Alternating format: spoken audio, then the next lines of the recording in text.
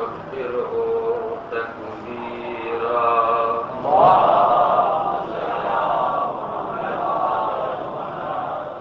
والصلاة والسلام والتحية والإكرام على الرسول النبي الأمي الذي أرسله بالحق بشيرا ونذيرا وداعيا إلى الله بإذنه وسراجا منيرا سيدنا ومولانا أبي القاسم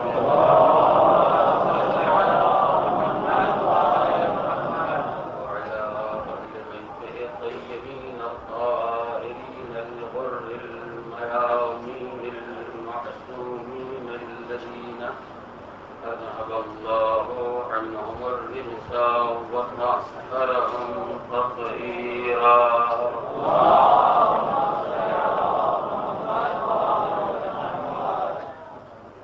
أما بعد فقد قال الله الحكيم في كتابه الكريم بسم الله الرحمن الرحيم قل إن صلاتي ونسكي ومحياي ومماتي لله رب العالمين.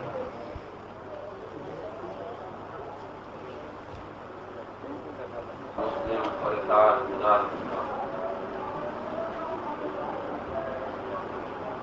قرآن حکیم کی آیت کریمہ کے ذیل میں اصول اسلام کے عنوان سے سلسلہ کلام 2 دن پہلے شروع ہوا تھا اور اس سلسلے کی آج دوسری کڑی ہے. اس ذیل میں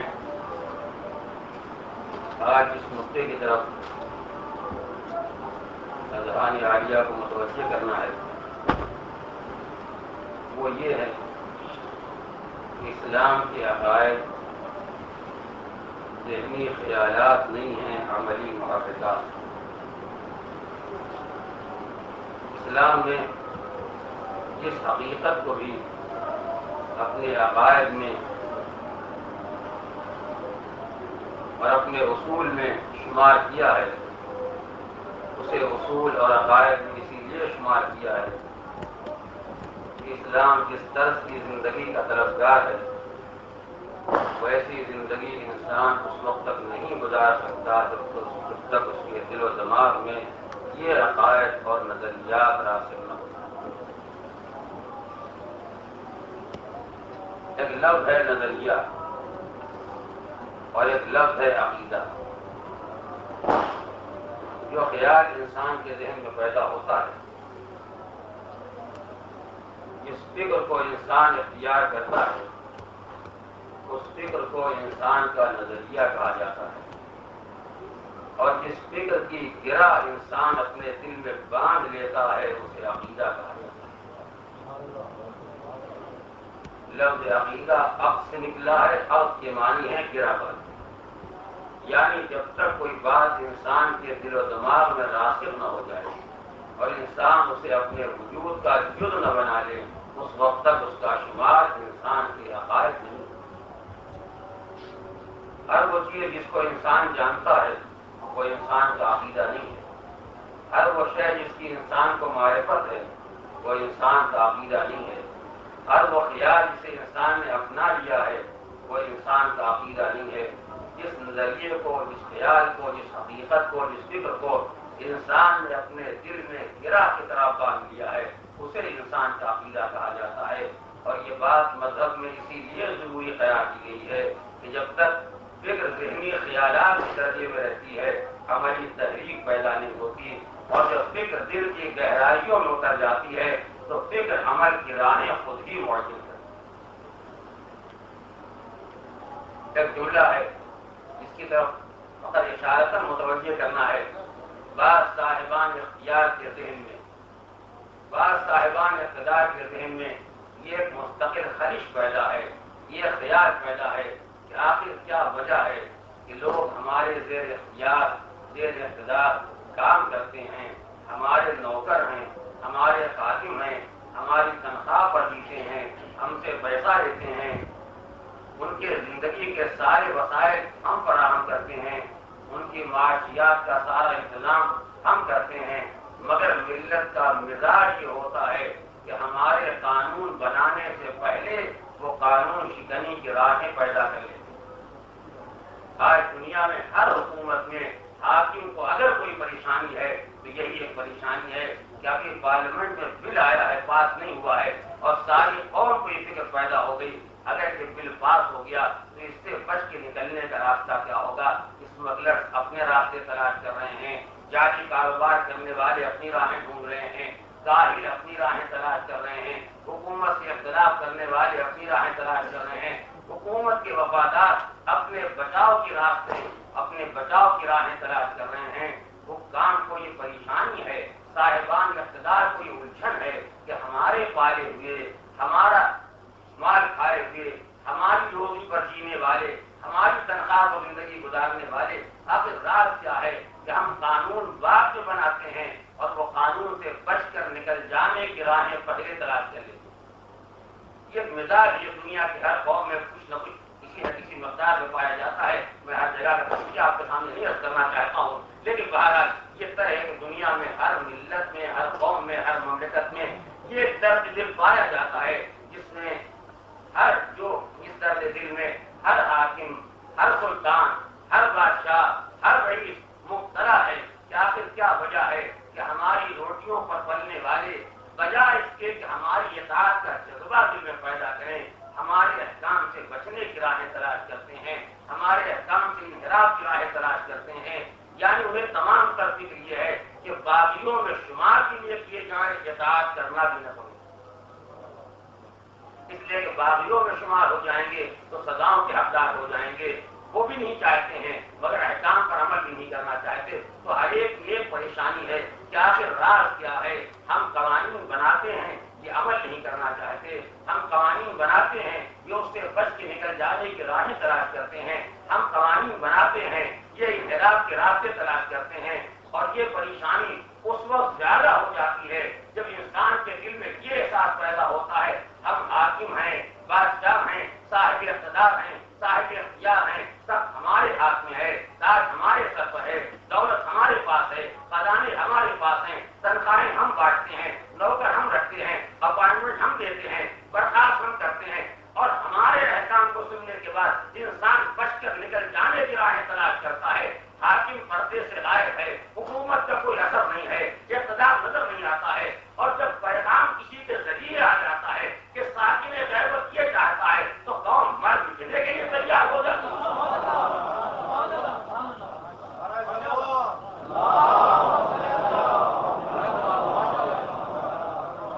न किसी को अपनी जान की परवाह है, न किसी को अपने माल की परवाह है। हम टैक्स लगाते हैं तो वो इनकम टैक्स के माहिरीन से मशवरे लेते हैं कि टैक्स कैसे बचा लिया जाए। तवज्जो करें, मैं बड़ी कीमती बात गुजारिश कर रहा हूँ। हम तनख्वाह देने वाले साल भर हमने पाला है, साल भर हमने खिलाया है, जो इनके हाथों में है सब हमारा किया हुआ है, मगर जब हमने टैक्स लगाया तो बड़े बड़े टैक्स के माहिरीन इसलिए बुलाए जाते हैं फर्म में, कारखाने में, दफ्तर में, दुकान में, कि कोई ऐसी तस्वीर निकालें कि हमें टैक्स न देना पड़े, या अगर देना पड़े तो कुछ छूट मिल जाए, कहीं से बचाव पैदा हो जाए। एक सूरत हाल ये है कि जो सर पर बैठ के पैसा खिला के कानून बनाता है उसके लिए वो माहिरीन तलाश किए जाते हैं जो इनकम टैक्स में कहीं से कमी पैदा करा दें, जो सेल टैक्स में कहीं कमी पैदा करा दें, जो टैक्स से बचाव का रास्ता कहीं से निकाल दें। और एक वो साहिब इख्तिदार है जिसके इख्तिदार का असर दुनिया में नहीं दिखाई देता, मगर जब वो किसी हुक्म का ऐलान करता है तो माहिरीन से ये कहा जाता है आप एहतियात के रास्ते बताएं ताकि खुम्स निकालने के बाद यकीन पैदा हो जाए कि अब कोई माल हमारे जिम्मे नहीं रह गया। तवज्जो फरमाएंगे कि वो सूरत हाल है जिससे हम और आप सुबह शाम गुजरते रहते हैं। हम वो भी अफराद देखा करते हैं, हम वो मुसलमान भी देखा करते हैं जो माहिरीन से ये दरियाफ्त करते हैं कोई तदबीर है कि 2 पैसे कम देना पड़े, कोई तरकीब है कि 4 दिरहम कम हो जाए, कोई तरकीब है कि 1-8% की बचत हो जाए। और उन्हीं मुसलमानों को देखते हैं कि जब वो हमारे पास आते हैं तो वो कहते हैं कि हमें शक पैदा होता है जो ज़कात हमारे जिम्मे है तो 98 दिरहम है या 700 درہم ہے، ہمیں کیا کرنا ہوگا؟ ہم نے کہا جتنے کا یقین آپ کو ہے آپ 98 ادا کر دیں، انشاءاللہ آپ کا فریضہ ادا ہو جائے گا۔ کیا یہ نہیں ہو سکتا کہ ہم 100 دے دیں تاکہ بالکل یقین ہو جائے کہ ہمارے ذمے میں کچھ نہیں ہے؟ وہ ہم سے یہ سوال کرتے ہیں، ہمیں نہیں معلوم ہے کہ ہمارے ذمے جو خدا نہ کرتا پچھلی نمازیں باقی رہ گئی ہیں، کسی غفلت کی بنا پر یا کسی مجبوری کی بنا پر ہم نے نمازیں نہیں پڑھی، ہمیں نہیں معلوم ہے وہ 1 سال کی ہیں یا 1 سال 2 مہینے کی ہیں، ہمیں کتنی نمازیں پڑھنا ہوں گی؟ ہم نے کہا قانون شریعت یہ کہتا ہے کہ جتنے کا آپ کو یقین ہے اتنی آپ ادا کر دیں۔ جب آپ اس راہ پر آ جائیں گے تو اگر خدا نہ کرتا کچھ باقی بھی رہ گئی تو وہ ارحم الراحمین ہے، آپ سے طرز عمل کو دیکھ کے باقی کو معاف کر دے گا۔ آپ 1 سال ادا کر دیں گے انشاءاللہ فریضہ ادا ہو جائے گا۔ تو اگر اس میں کوئی مذائقہ نہ ہو تو ہم کیوں نہ 1 سال 2 مہینے پوری ہی پڑھ دیں، یہ جھگڑا ہی ختم ہو جائے، یہ شبہ ہی ختم ہو جائے۔ یعنی ہم 1 سال پر چھوڑنا چاہتے ہیں، وہ 2 مہینہ بڑھانا چاہتے ہیں۔ انہیں نہیں معلوم ہے کہ ان کے ذمے 1 مہینے کا روزہ ہے یا 32 دن کے 2 روزے باقی ہیں، اس سال کے بھی ہیں، پچھلے سال کے بھی ہیں، اس کے پہلے والے بھی ہیں، کتنے روزے ادا کیے جائیں؟ ہم نے کہا 30 بھی آپ ادا کر دیں گے تو فریضہ ادا ہو جائے گا۔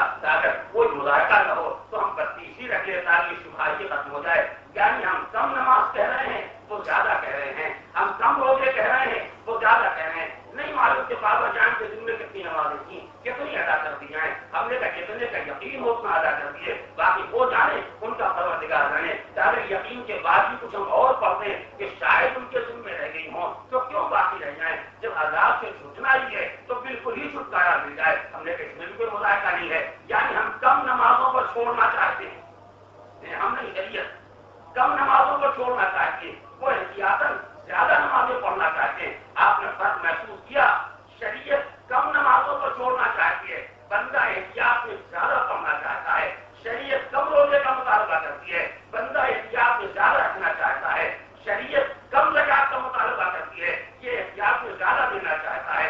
شریعت کم خرچ کا مطالبہ کرتی ہے، یہ احتیاط میں زیادہ دینا چاہتا ہے۔ حکومت زیادہ ٹیکس کا مطالبہ کرتی ہے، یہ انحراف میں کم دینا چاہتا ہے، یہ انحراف میں کم دینا چاہتا ہے۔ تو حکام کی یہ پریشانی بالکل حق بجانی ہے، انہیں پریشان ہونا چاہیے۔ کیا سے کیا وجہ ہے؟ ہم جتنا مانگتے ہیں یہ کم دینا چاہتے ہیں، وہ جتنا مانگتے ہیں یہ زیادہ دینا چاہتے ہیں۔ ہمارے مطالبات میں کمی کرنا چاہتے ہیں، ان کے مطالبات میں زیادہ دینا چاہتے ہیں۔ آخر رات کا روٹی تو ہم دے رہے ہیں، تنخواہ تو ہم دے رہے ہیں، ملک تو ہمارا ہے، بات تو ہم رہے ہیں۔ میں نے کہا یہی تو فرق ہے، یہ نظریہ ہے کہ ملک آپ کا ہے۔ توجہ کریں، یہ آپ کا نظریہ ہے کہ ملک آپ کا ہے، تنخواہ آپ کی ہے، روٹی آپ کی ہے، اقتدار آپ کا ہے، اور وہ عقیدہ ہے کہ آپ کا کچھ نہیں ہے، سب ملک کا ہے۔ نظریات سے بچنے کی فکر کی جاتی ہے، عقیدے میں اظہار کا جذبہ پیدا ہوتا ہے۔ ایک آواز پڑھے محمد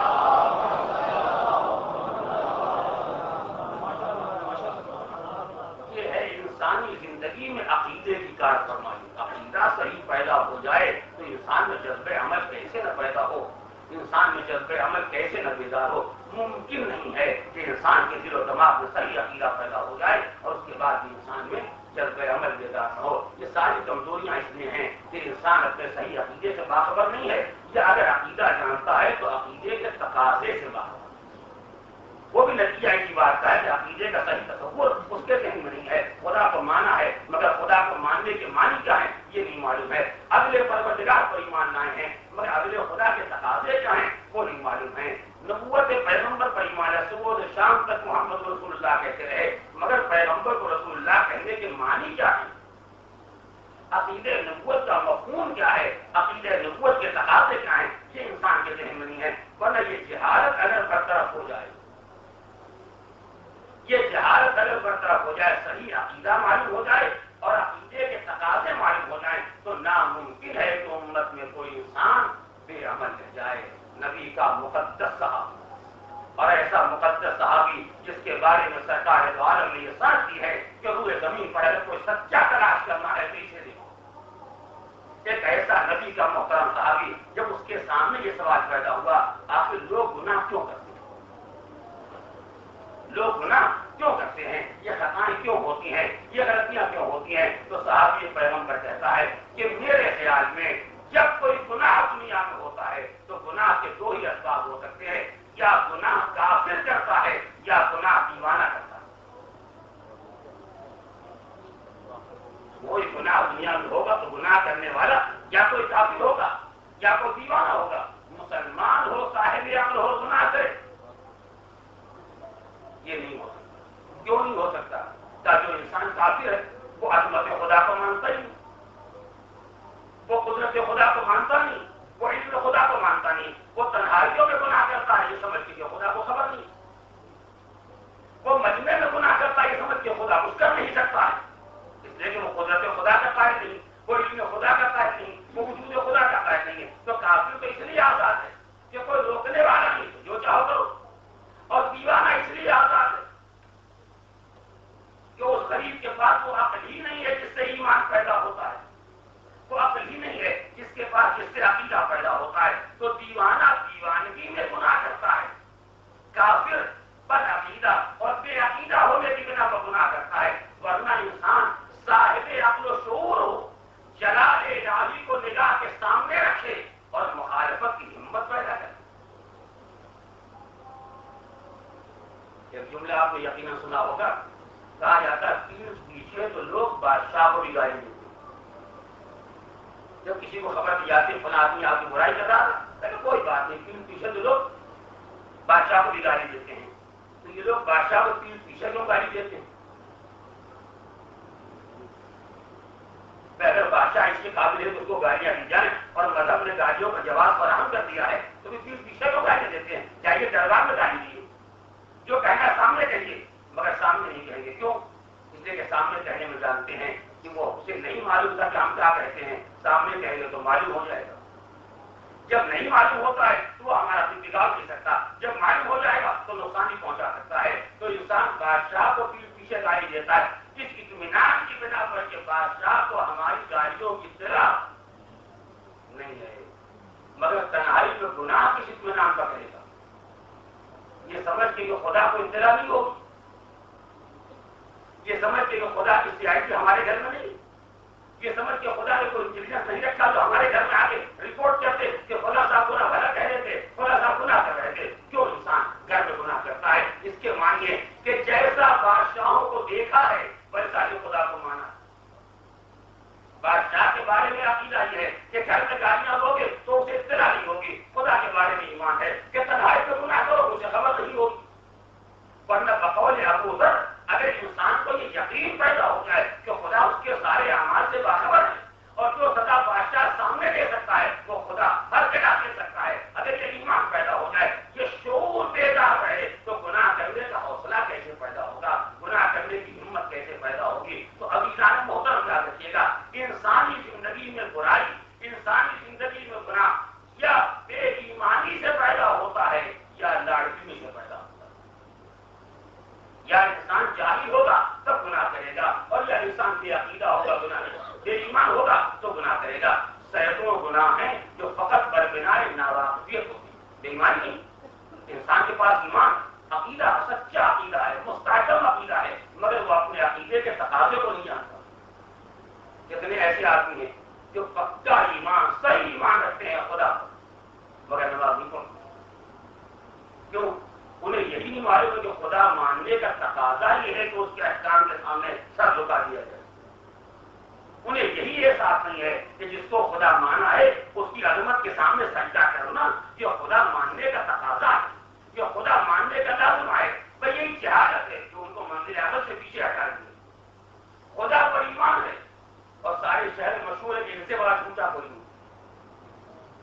نہ کلمے میں کوئی کمی ہے, نہ بظاہر عقیدے میں کوئی کمی ہے, نہ بظاہر جھوٹ میں کوئی کمی ہے. جتنا مضبوط ان کا ایمان ہے اتنا ہی مضبوط ان کا جھوٹ ہے. کیوں؟ اس لیے کہ انہیں یہی احساس نہیں ہے کہ خدا کو ماننے والا جھوٹ نہیں بولتا. خدا پر ایمان کا تقاضا یہ ہے کہ انسان جھوٹ نہ بولے. تو کبھی انسان میں خرابی بے ایمانی کی بنا پر پیدا ہوتی ہے, بد عقیدگی کی بنا پر پیدا ہوتی ہے, اور کبھی انسان ہے لا علمی اور جہالت کی بنا پر پیدا ہوتا ہے کہ انسان اپنے عقیدے کے تقاضے کو نہیں جانتا کہ ہم نے نبی کو مانا ہے تو ماننے کے معنی کیا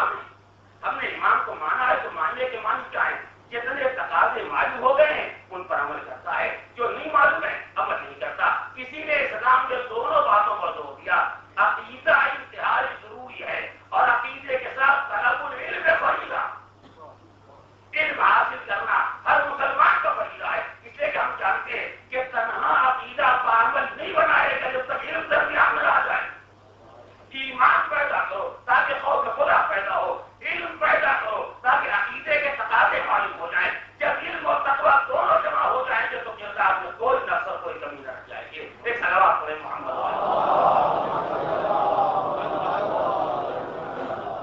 میں سلسلے کلام کو آگے بڑھاتے ہوئے اپنی بہت پرانی مثال حسب روایات یا حسب عادت دوہرا دینا چاہتا ہوں، فقط اس بات کے ثبوت کے لیے کہ انسان میں جو خرابیاں یا کمزوریاں یا گناہ پائے جاتے ہیں ان میں نہ تنہا بے ایمانی کا دخل ہے کہ انسان کے پاس ایمان اس لیے گناہ کرتا ہے. کبھی ایسا ہے کہ ایمان اچھا ہے، صحیح ہے، سالم ہے، مگر انسان ناواقفیت کی بنا پر، جہالت کی بنا پر، کبھی مجبوریاں بھی ہوتی ہیں، مجبوریوں کا حساب الگ ہے، مگر ناواقفیت کی بنا پر انسان منزل عمل میں کوتاہی کرتا ہے. منزل عمل میں اس سے کمزوریوں کا ظہور ہوتا ہے. کیوں؟ اس لیے کہ وہ اپنے ایمان کے تقاضوں کو نہیں جانتا ہے. وہ جس کو خدا مانتا اس کے احکام نہیں جانتا ہے، جس کو نبی مانتا اس کے قوانین نہیں جانتا، جس کو امام مانتا اس کا فرمان نہیں جانتا ہے. ورنہ اگر اسے معلوم ہو جائے تو ناممکن ہے کہ خدا کو خدا کہے اور اس کے احکام کو غلط ہے، نبی کو نبی مانے اور اس کے احکام پر عمل نہ کرے، امام کو امام مانے اور اس کے ارشاد کے سامنے سر نہ جھکا دے. یہ ممکن نہیں ہے. فقط انسان کے سامنے یا کبھی کوئی مجبوری ہوتی ہے اور یا زیادہ حصہ انسان کے پاس ناواقفیت ہوتی ہے کہ وہ اپنے خدا کے احکام نہیں جانتا، اپنے نبی کے ارشادات نہیں جانتا، اپنے ایمان کا فرمان نہیں جانتا. اس لیے انسان منزل عمل میں کمزور رہ جاتا ہے. میں نے بارہا اس مثال کی طرف حضرات کو توجہ دلائی اور یہ مواقع آتے ہیں تو میں توجہ اس لیے دلاتا ہوں کہ بعد میرا فریضہ ادا ہو جائے. اس کے بعد ہر انسان اپنے فریضے کو خود جانتا ہے. مثال کے طور پر کچھ افراد ایسے یقیناً ہوں گے، ایسے افراد یقیناً ہوں گے جن کی کوئی مجبوری ہوگی، جن کی کوئی بیماری ہوگی. ابھی حال ہی کی بات ہے، ایک صاحب نے خود مجھ سے فرمایا کہ آپ اگر دیکھتے ہیں کہ میرے چہرے پر داڑھی نہیں ہے تو ایسا نہیں کہ میں نہیں جانتا ہوں کہ حکم شریعت کا، میں جانتا ہوں بات، میں جانتا ہوں مری جائے، میں منحرف نہیں ہوں، میں نعوذ باللہ کے ایمان نہیں ہوں، میں خدا کو مانتا ہوں، نبی کو مانتا ہوں، ایمان کو مانتا ہوں، جانتا ہوں یہ خدا رسول کے ارشاد ایمان میں فرمایا ہے. مگر میری مجبوری ہے کہ مجھے الرجی ہے، بیماری ہے اور ڈاکٹر نے کہا ہے کہ بیماری کا مسئلہ علاج ہے. میں نے کہا ٹھیک ہے، اگر واقعاً آپ کو الرجی ہے اور آپ کے ڈاکٹر نے ایمانداری سے بتایا ہے، آپ اس خدا بھی معذور ہیں. کسی بندے کو کیا ٹوکنے کا حق؟ بندے اور خدا کے معاملات میں جو آپ کو حکم شریعت معلوم ہے تو اس کے معنی کا عمل کرنے کے تیار ہے. آپ کی کوئی مجبوری ہے تو مجبوری آپ جانتے ہیں، آپ کو خدا جانتا ہے. روز قیامت آپ جا کے اپنے خدا کو یہ سمجھائیں گے کہ یہ میری مجبوری ہے. اگر خدا دیکھے گا واقعاً آپ مجبور تھے اور الرجی آپ ہی کو تھی،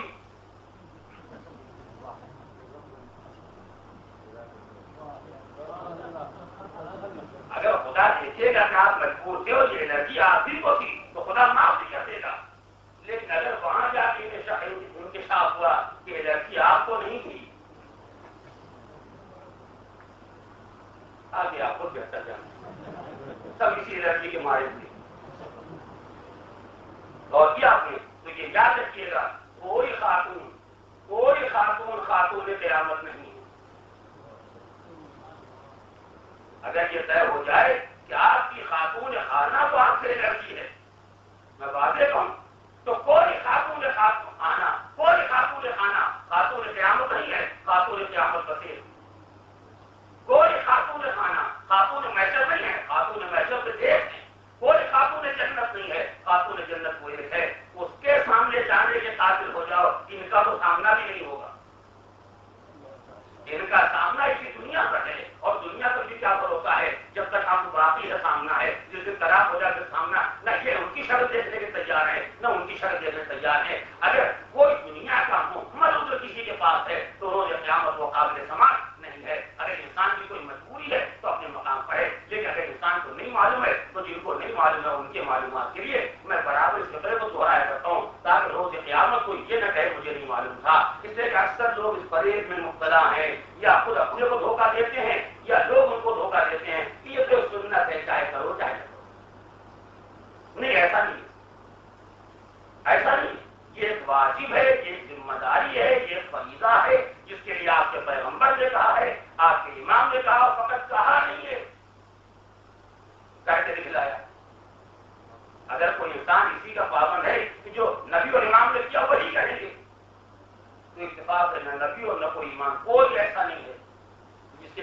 آپ نے کبھی صاف دیکھا؟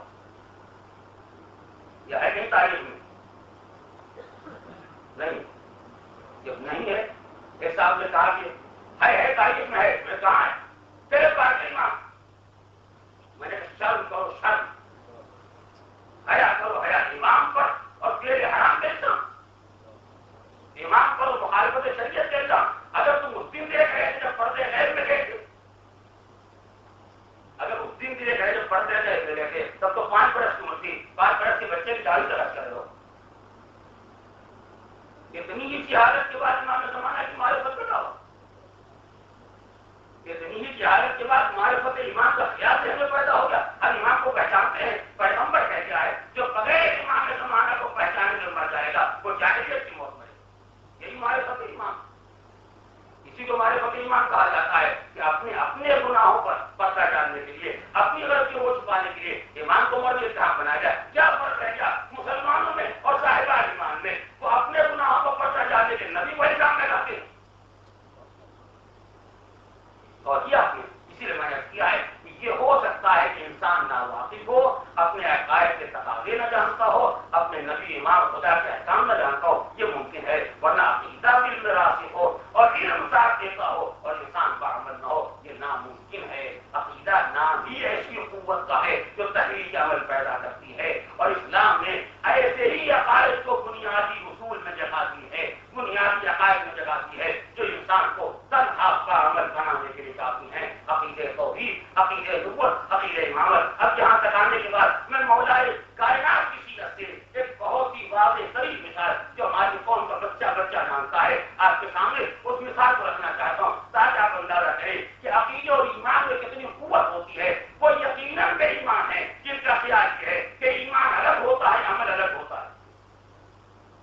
وہ یقیناً بے ایمان ہے جن کا خیال یہ کہ عقیدہ الگ ہوتا ہے، عمل الگ ہوتا ہے. ہمارا عمل بہت خراب ہے مگر ہمارا عقیدہ بہت اچھا ہے. یہ فقط فریب ہے، فقط دھوکہ ہے، یہ بس وسیع شیطانی ہے، اس کے علاوہ کچھ نہیں ہے. ایمان بہترین ہوگا تو عمل بہترین ہوگا اگر جہالت بیچ میں نہ آ جائے، اور اگر عمل خراب ہوگا تو دلیل ہے کہ عقیدہ خراب ہے. میں نہیں کہتا، من مشہور و معروف فقرہ ہے جو آپ نے ہمیشہ سنا ہے، اور میری قوم کا 5 برس کا بچہ بھی اس نقطے کو جانتا ہے کہ جب احد کے میدان سے جانے والے جا رہے تھے، میدان خالی ہو گیا. نبی نے مڑ کے دیکھا، نہ میمنے کا کوئی ہے نہ میسرے کا کوئی ہے. ایک پیغمبر کا صحابی ہے جو میمنے کو، میسرے کو، قلب کو بیک وقت سنبھالے ہوئے ہے. سرکار نے مڑ کے دیکھا، کہا یہ علی سب چلے گئے تو تم کیوں نہ گئے؟ بتائیے کوئی آپ میں ایسا ہی نہیں بتا تو سنو، یعنی جب سب چلے گئے تو تم کیوں نہ گئے؟ جواب کیا ملتا ہے؟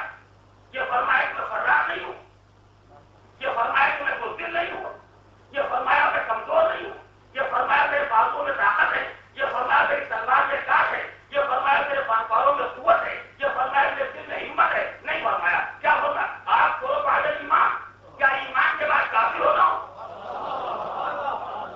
کیا ایمان کے بعد کافی ہو جاؤں؟ تو پیغمبر نے یہ تو نہیں فرمایا کہ یار یہ سب کافی ہو گئے تو تم کیوں نہ ہو گئے؟ جب سب نے اسلام چھوڑ دیا تو تم نے کیوں نہ چھوڑ دیا؟ جب سب خدا کے منکر ہو گئے تم کیوں نہ ہو گئے؟ جب سب میرے منکر ہو گئے تم کیوں نہ ہو گئے؟ عقیدے کا تو کوئی سوال ہی نہیں آیا تھا.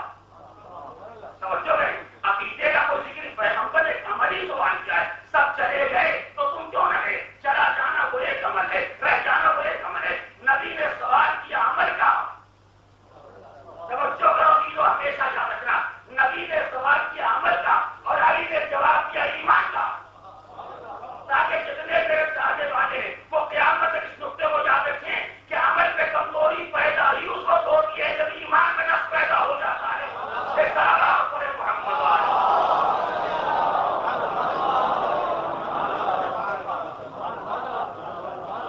چلے جانے والوں کا چلا جانا یہ بزدلی نہیں ہے، حالی کمزوری نہیں ہے، یہ ہمت کی کمی نہیں ہے، یہ ایمان کا نقص ہے، یہ ایمان کا نقص ہے. اور میرا رہ جانا فقط زور بازو کا نتیجہ نہیں ہے، تلوار کی کاٹ کا اثر نہیں ہے، یہ میرے ایمان کا اثر ہے. آپ کرو بعد ایمان. کیا ایمان کے بعد خود اختیار کر لوں؟ یعنی جہاں ایمان کامل ہوتا ہے، ایمان مکمل ہوتا ہے، اس کا مظاہرہ میدان میں ضرور ہوتا ہے. اور جہاں ایمان ہی ناقص ہوتا ہے وہاں ایمان ناقص کا بھی اثر کردار میں ظاہر ہوتا ہے. اور اس کی بہترین مثال ایک بچہ جانتا ہے ہمارے عقائد کو کیا کہتے ہیں؟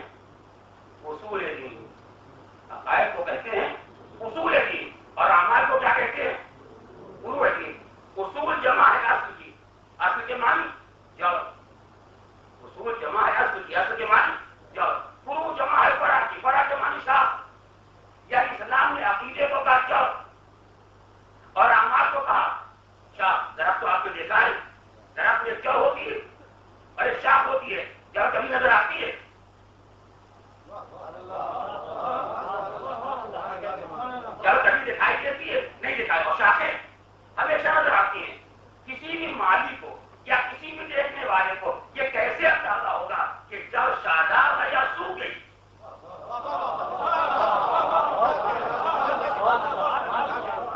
وہ تو زمین کے اندر کبھی دیکھا ہے کہ مالی روزانہ زمین کھود کے دیکھتا ہو جڑ کیسی ہے، اسے کیسے معلوم ہوتا ہے کہ جڑ خشک ہو گئی ہے یا جڑ ابھی شاداب ہے؟ جب وہ شاخوں کو دیکھتا ہے شاخیں سوکھنے لگی سمجھا جڑ خشک ہوئی جا رہی ہے، شاخوں کو دیکھا شاداب ہے سمجھا جڑ میں شادابی باقی ہے۔ بھائی یہی مذہب نے سمجھایا تھا، عقیدے کو اصول تھا، اعمال کو فروع تھا۔ جب اعمال شاداب دکھائی دیں گے تو اس کے معنی کہ عقیدے میں تازگی باقی ہے۔ جب اعمال خشک ہو جائیں سمجھو عقیدے میں خشکی پیدا ہو گئی ہے۔ یہ سارا رسول محمد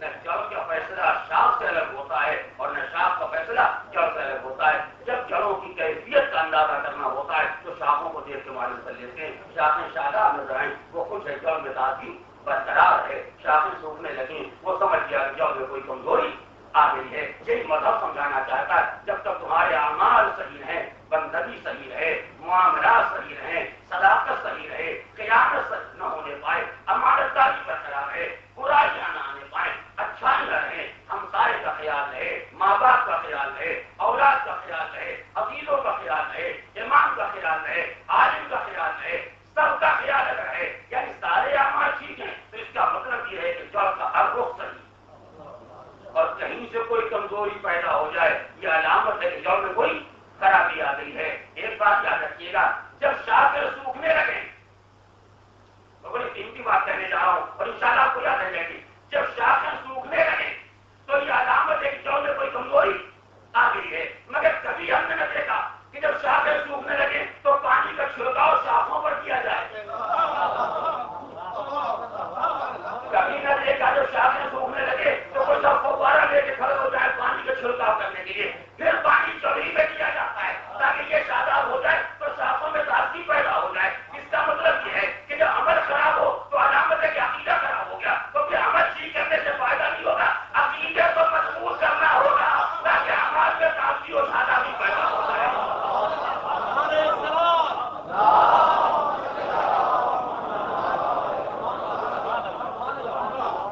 لہٰذا ہم مذہب میں کسی طرح کی تقسیم کے قائل نہیں ہیں، نہ ہم اصول کو فروع سے الگ کر سکتے ہیں کہ عقیدہ اعمال سے بے نیاز کر دے، اور نہ فروع کو اصول سے الگ کر سکتے ہیں کہ اعمال عقیدے سے بے نیاز کر دیں۔ پر نمازیں پڑھتے رہو، باقی امام کا کیا کام؟ نمازیں پڑھتے رہو، اصول کا کیا کام ہے؟ نہیں، یہ وہ شاخیں ہیں جو جڑ سے کٹ گئی ہیں، یہ وہ شاخیں ہیں جو جڑ سے کٹ گئی ہیں، جن کا خیال یہ ہے ہم خود اپنی نمازیں پڑھ لیں گے اور محشر میں چلے جائیں گے، ہم کو سرکار کا کیا کام؟ ہم اپنے اعمال دے دیں گے اور محشر میں چلے جائیں گے، ہم کو کسی شفیع محشر کا کیا کام ہے؟ یہ وہ لوگ ہیں جو شاخیں لے جا رہے ہیں جڑوں سے الگ کر کے، انہیں یہ خبر نہیں کہ جہاں سے محشر کا فاصلہ طے کرتے کرتے ان شاخوں کا حل کیا ہوگا۔ اس میں کوئی شک نہیں ہے کہ شاخیں جڑ سے کاٹ بھی دی جاتی تھوڑی دیر تک ہری رہتی ہیں، تھوڑی دیر تک تازگی رہتی ہے، مگر یہ فاصلہ زیادہ ہو جائے گا۔ اب سے محشر کا فاصلہ اور شاخوں کو جڑوں سے الگ کر کے لے جاؤ گے تو انجام کیا ہوگا؟ ایسے خشکیدہ اعمال محشر میں کام آنے والے ہیں جو عقیدے سے الگ ہو جائیں، ایسے اعمال محشر میں کام آنے والے نہیں۔ جب ایسا بے جان عقیدہ کام آنے والا نہیں ہے جو عمل سے الگ ہو جائے، تو ایسے خشکیدہ اعمال بھی کام آنے والے نہیں ہیں جو عقیدے سے الگ ہو جائے۔ مکمل مذہب کا تقاضا یہ ہے کہ جڑیں بھی شاداب رہیں، شاخیں بھی تر و تازہ دکھائی دیں، یعنی ایسی مضبوط جڑ ہو جو شاخوں کا تحفظ خود کرے، اور ایسی حسین شاخیں ہوں جو دیکھ کے بتائیں کہ جڑوں میں کتنی تازگی پائی جاتی ہے، جڑوں میں کتنی تازگی پائی جاتی ہے۔ اور میں جملہ کہنا چاہتا ہوں، ساتھ پیارے محمد نے کتنی حسین بات فرمائی تھی، تم ایسے ایسے خوش اعمال، نیک اعمال، حسین کردار والے بن جاؤ تاکہ تم کو دیکھ کے لوگ یہ دیکھ جعفر ابن محمد نے کیا اچھی تعلیم دی ہے، یعنی دیکھیں گے تمہیں اور تعریف کریں گے ہماری، توجہ کریں، دیکھیں گے تمہیں اور تعریف کریں گے ہماری، پہچانا ایمان کا سمجھا رہے ہیں، یعنی جیسے اعمال و عقائد کی دنیا میں اعمال شاخیں ہیں اور عقیدے جو ہیں، ویسے ہمارا تمہارا رشتہ یہ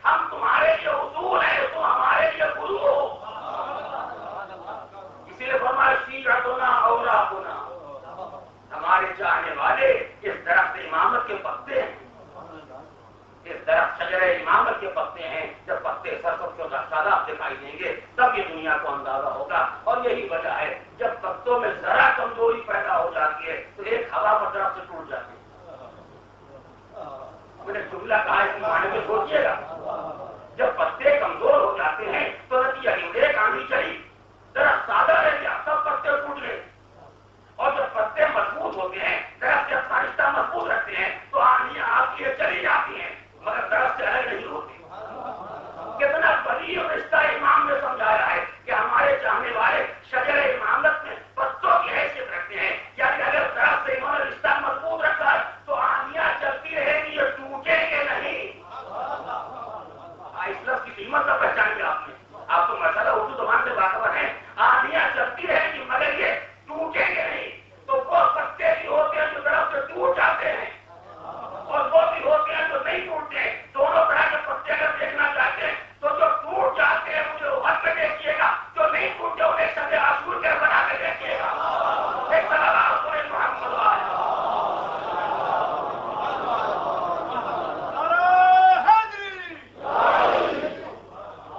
عقیدہ جب مستحکم اور مضبوط ہوتا, عقیدہ نبوت سرکار دو عالم ایمان اگر واقعا مرد مسلم کے دل و دماغ میں یہ ایمان پیدا ہو جائے تو اس کی زندگی کی شان ہی کچھ ہو, اس کی زندگی کا عالم ہی کچھ اور ہو. میں نے بارہا یہ بات آپ کے سامنے عرض کی ہے اور چونکہ تذکرہ عقیدہ نبوت کا ہے اس سے پھر یہ کہنا چاہتا ہوں عجیب بات ہے ایمان پیغمبر پر ہے. آمنا صدقنا حضور کے لیے ہے, قربان حضور پر ہے, پروانے شمع کے. اور اس کے بعد جب کوئی وقت پڑا تو کل یہ تھا کہ خود شمع کے کام نہیں آتے. آج یہ طے کیا کہ شمع بھی ہمارے کام نہیں ہے.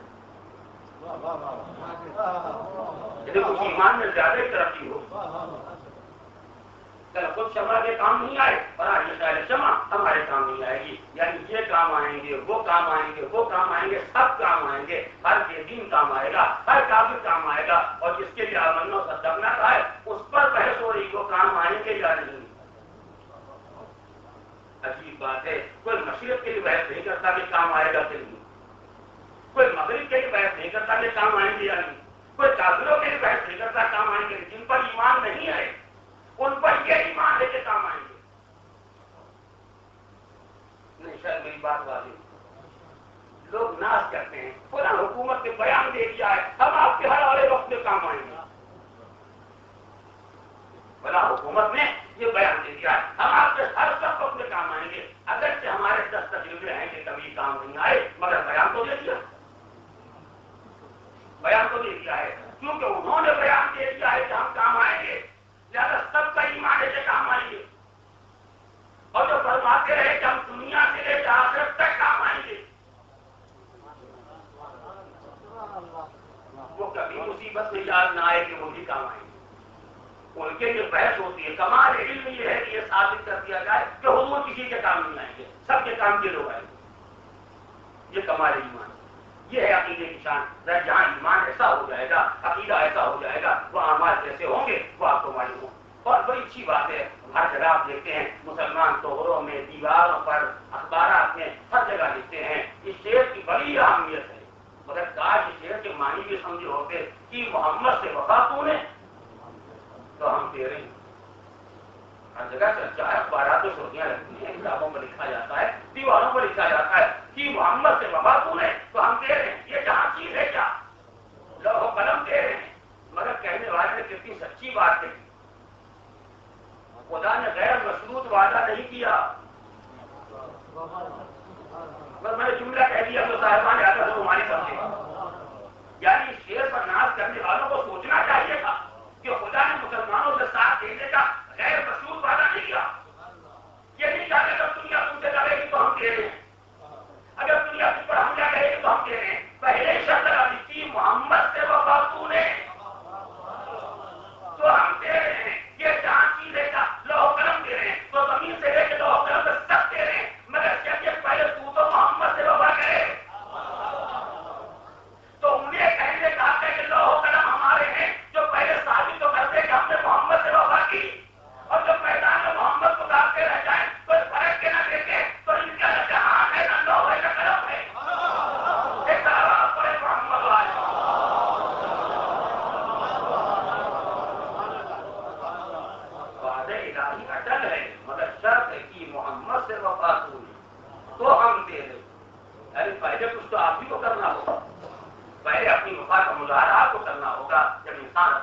ایمان میں، منزل عقیدہ میں ایسا صاحب ایمان صاحب کردار بن جائے کہ ان کا وفادار بن جائے. اور وفا خود تقاضۂ ایمان ہے. اگر ایمان ہے تو وفا خود بخود پیدا ہوگی. لہذا اسلام نے صحیح عقیدے کی دعوت دی اور اسلام کا ہر عقیدہ محرک عمل، اسلام کا ہر عقیدہ انسان کو عمل کی دعوت دیتا ہے. عقیدہ نبوت بھی انسان کے لیے ویسا ہی ہے جیسے عقیدہ توحید تھا، عقیدہ عدالت تھا. ہر عقیدہ انسان کو دعوت عمل دیتا ہے. اور بات بہت واضح ہے، عقیدہ توحید میں عبادت کی بندگی کرو. بس میں بات مکمل کر رہا ہوں. عقیدہ توحید نے بندوں سے مطالبہ کیا تم ہمارے بندے ہو لہذا بندگی کرو. بندہ پریشان ہے کہ بندگی تو کریں مگر پیسہ تو جاری کیے گئے. بندگی کرنا ہماری ذمہ داری، بندے ہیں تو بندگی کریں گے مگر بھیجنے والے نے تو چاہیے اتنا بھیج دیا. واللہ اخرجکم من بطون امہاتکم لا تعلمون شیئا. اس عالم میں دنیا میں بھیجا کہ کچھ نہیں جانتے تھے. تو پروردگار بندگی تو کرنا ہے، عبادت تو کریں گے، اطاعت کریں گے، تیرے احکام پر عمل کریں گے. مگر تو نے عالم احکام ہی پیدا کیا ہوتا، تو نے احکام کا علم دے کے بھیجا ہوتا. تو نے تو بھیج دیا جاہل، پیدا کر دیا جاہل، اور پھر ہم سے تقاضا بندگی کرتا ہے. کیا اسی لیے ہم نے تنہا توحید پر ایمان کا حکم نہیں دیا؟ ہم نے تنہا توحید پر عقیدہ تمہارے لیے نہیں رکھا ہے. اس لیے کہ ہم جانتے ہیں جب عقیدہ توحید تم کو بندگی پر آمادہ کرے گا تو تم پریشان ہو جاؤ کہ بندگی کیسے کریں. توجہ ہے، بندگی کیسے کریں. اور جب یہ سوال پیدا ہوگا کہ بندگی کیسے کریں تو عقیدہ نبوت پر کے سہارا لگے گا. انہیں مان لو جیسے یہ بندگی کریں ویسے تم بندگی، جیسے یہ اطاعت کریں ویسے تم اطاعت کرو. اور اسی لیے نبوت کے لیے عصمت کو ضروری قرار دیا، اسی لیے پیغمبر کا معصوم ہونا ضروری قرار پایا کہ جیسے وہ کرے انسان ویسا عمل کر سکے، ان کے احکام پر، ان کے ارشادات پر عمل کر سکے. ورنہ اگر وہ معصوم نہیں ہے، وہی خطا کار گنہگار ہو جائیں تو ان کے اعمال اقوال قابل اعتبار نہ رہ جائیں گے. تو انسان کیسے انہیں نمونہ بنائے گا؟ کیسا اعتبار؟ جب انسان کا عقیدہ کامل ہوتا ہے تو ایمان کتنا مستحکم ہوتا ہے، عقیدہ کتنا کامل ہوتا ہے. آخری فقرہ سنیں اور منزل بیان کو منزل آخر تک لے جا رہا ہوں. انسان کا عقیدہ نبوت پر کامل ہوتا ہے تو کتنا کامل عقیدہ ہوتا ہے اور کیسے کیسے اوقات میں یہ عقیدہ سامنے رہتا ہے. ہم عقیدہ پیدا کرنے کے لیے آئے، آل محمد عقائد سمجھانے کے لیے آئے. ہماری ذمہ داری ہے کہ آخری سانس تک صاحب ایمان رہیں. ان کی ذمہ داری ہے کہ آخری سانس تک دعوت ایمان دیتے رہیں، زندگی کے آخری مرحلے تک دعوت ایمان دیتے رہیں. آج ہی کی تاریخ تھی ماہ رمضان کی 20ویں تاریخ، ماہ رمضان کی 20ویں تاریخ 19ویں کی صبح کو زخمی ہونے والا اور ایسا زخم کہ تلوار کو ایسے زہر میں گزایا گیا.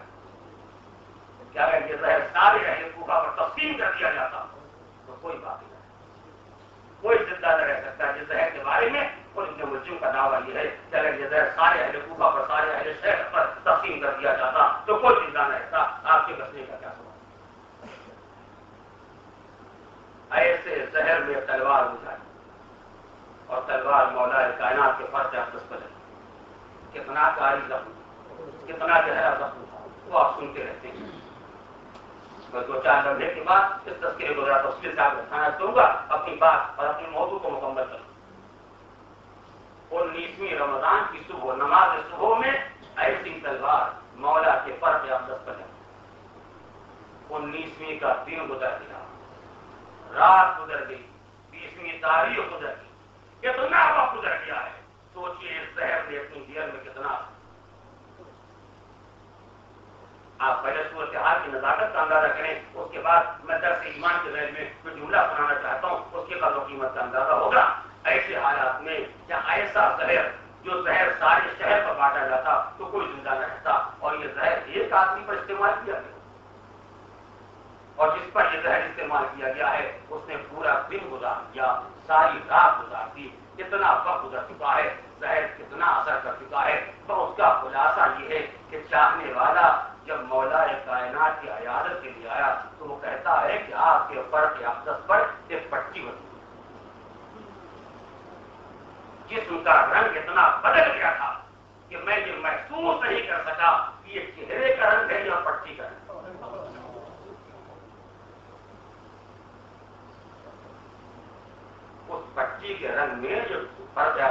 پریشانی پر بندھی ہوئی ہے اور چہرے کے رنگ میں فرق باقی رہ گیا تھا. زہر نے اتنا اثر کیا اور زہر کے اتنے اثر کے بعد ایک مرتبہ مولا کائنات نے اپنے فرزند محمد حنفیہ کو اور بولا کہ کیا بیٹا چاہنے والے کہاں؟ بابا سب دروازے پر بیٹھے سب بے چین ہیں سب پریشان ہیں. آپ تیار آپ یہ کیفیت سن کر بلا کسی میں ہمت ہے جو دروازہ چھوڑ کے چلا جائے جو گھر چھوڑ کے چلا جائے. سب بات چاہنے والے دروازے پر حاضر ہیں آپ کی خدمت میں حاضر ہیں. فرمایا بیٹا جاؤ چاہنے والوں تک میرا پیغام سنیے. بیٹا جاؤ چاہنے والوں تک ایک پیغام پہنچاؤ. عرض کرتے بابا جان کیا پیغام ہے؟ کہا جاؤ میری طرف سے اعلان کرو سلونی قبل ان تقسیموا.